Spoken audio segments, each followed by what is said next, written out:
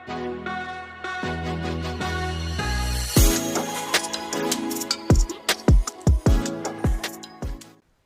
morning! Panibago na namang araw ng tagumpay at pagpapala. Tayo po'y magkaroon ng prayer, devotion, and declaration. At tayo po'y manalangin sa oras na ito. Salamat po Diyos sa iyong salita na amin pong mapapag-aralan at hayaan mo po Panginoon na hipuin mo mga puso at buhay namin sa pangalan ng Jesus.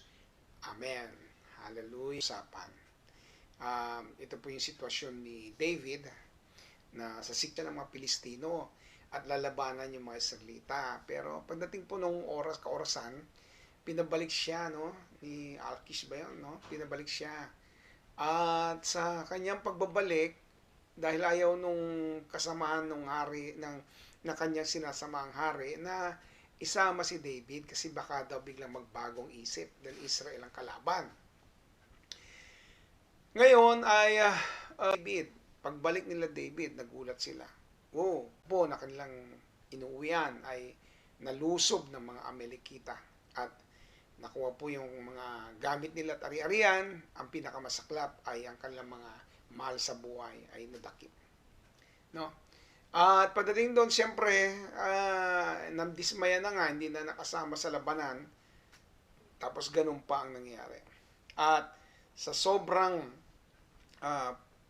hindi magandang tanawin sa pananaw po ng bawat isa, sila po'y nagsilisiduhod, nag-iyakan. At ito po, babasahin po natin. Galit. Yan. Said he should be stoned. Kailangan batuhin natin to si David. Yan. They were thinking of their sons and daughters, but David found strength in the Lord his God. Yung bang nasa gitna ka na David yung bang pagdating ba sa ganung sitwasyon, parang walang tiwala yung mga tao. Minsan nangyayari yun sa leader natin, no? Yung bang sobrang bigat na naging problema at naging resulta ng pangyayari. Hindi natin nagustuhan. Gusto natin gawin yun sa ating leader. Hindi dapat natin ginagawa. So yun po naranasan ni David. Karaniwan, nangyayari ito sa mga lingkod ng Diyos. At hindi lang, pati plano, may gustong gawin, kasama na tayo, tapos sa atin tayo binibigay, pinapatong sa ating mga balikat yung mga iaatang, yung mga dapat iatang sa iyo. Para bang nagtitiwala sila, biglang pumalpak yung ginagawa. Pagka nagka-problema ng ganitin, siyempre yung mga namumuno at nangunguna. At ganito ang naging sitwasyon. Pakita ko po yung sitwasyon na si David distressed na rin noong time na yon. Siguro kung pinatulan ni David yung galit ng mga tao, pinatulan niya yung sama nila ng loob, baka nagkagulo, hindi na natuloy yung paghahari ni David. At sabi ng pangalawa, people spoke of stoning him. Masakit ito, babatuhin ka. Nung nangunguna ka, lagi kang pinupuri. Nung pumalpak yung pangyayari, ikaw na. People was greed. Sons, daughters, wives, and family was taken. Minsan nangyari sa atin to, parang may nawala, may nangyari hindi maganda, at tayo ang sinisisi. Now, what did David do in this situation? Ano bang ginawa ni David sa ganitong sitwasyon?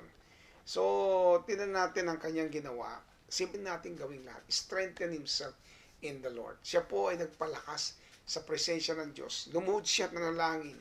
Humingi ng lakas. Humingi ng dapat niyang hingin kay Lord na mga magagandang bagay para samahan siya sa pagkakataong iyon, ano? At maranasan niyang hindi siya yung hirap na hirap mag-isa. Alam niyo, nung oras na in-acknowledge si David ang Panginoon na kasama niya, kahit sa ganung sitwasyon. Kapatid, kapag nasa ganyan kang sitwasyon, hirap na hirap ka, nakita mo, yan ang pinakawag mong gagawin. Magpalakas ka lagi kay Lord.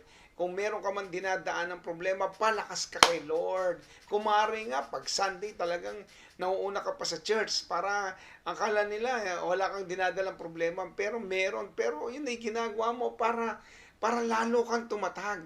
Ayan. Magpalakas tayo kay Lord.